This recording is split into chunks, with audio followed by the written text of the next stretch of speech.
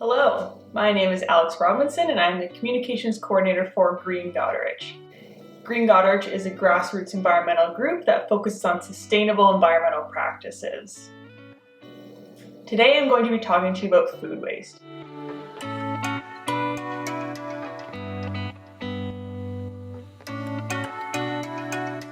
Food waste is very harmful for the environment. It not only wastes resources, but it also produces a lot of greenhouse gases as it breaks down.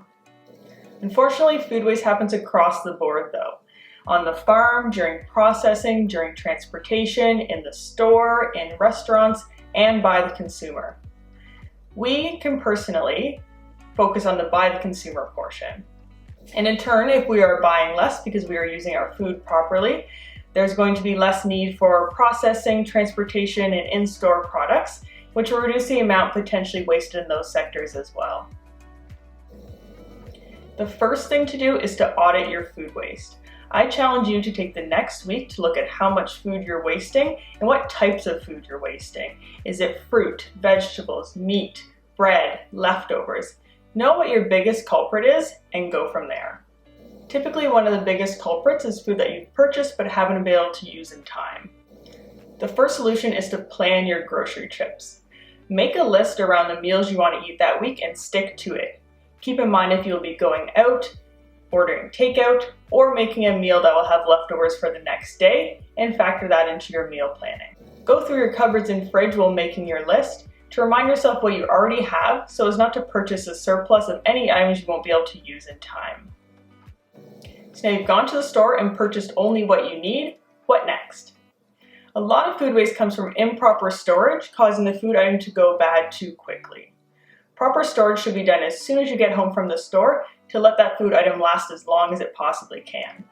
In terms of storage, I'll mainly stick to talking about produce since it is the most commonly wasted food item. Keep fruits and vegetables separate.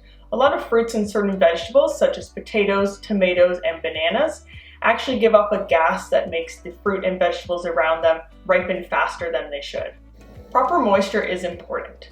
The produce you store on your counters or shelves will last longer if you keep it in something that allows airflow, such as a fruit basket or a mesh bag. The produce you store in the fridge should be kept away from the fridge fan, such as in a produce drawer or an airtight container with water. A couple examples are cutting up carrots and putting them in water, or wrapping your greens in a damp cloth. And prepare your food. When you come home from the store, take that extra time to not only store the food properly, but also make it easy to use. Such as celery, chop it up into snackable pieces so you have easy access to it right off the bat instead of letting the whole bunch sit in your fridge for 2 weeks because you keep reaching for other easier to eat snacks. I can't go through all the possible produce you may have in your house, so make sure to do a quick Google search on how to best store each item for longevity. So that's when you first come home from the store and are putting your groceries away. Now what do you do if you look in your fridge a few days later and notice things are starting to wilt? What can you do to save that food from having to be thrown out? First of all, it is good to know the definition of best before. It is not an expiry date. Best before dates are about quality, not food safety. It doesn't mean that when this date passes, the food will be dangerous to eat. It just means it might not have its best flavor or texture. There's no need to throw out food that is past its date if it still looks and smells good. Just make sure to eat it soon. And that leads me to my next point. Make an eat me first area of your fridge.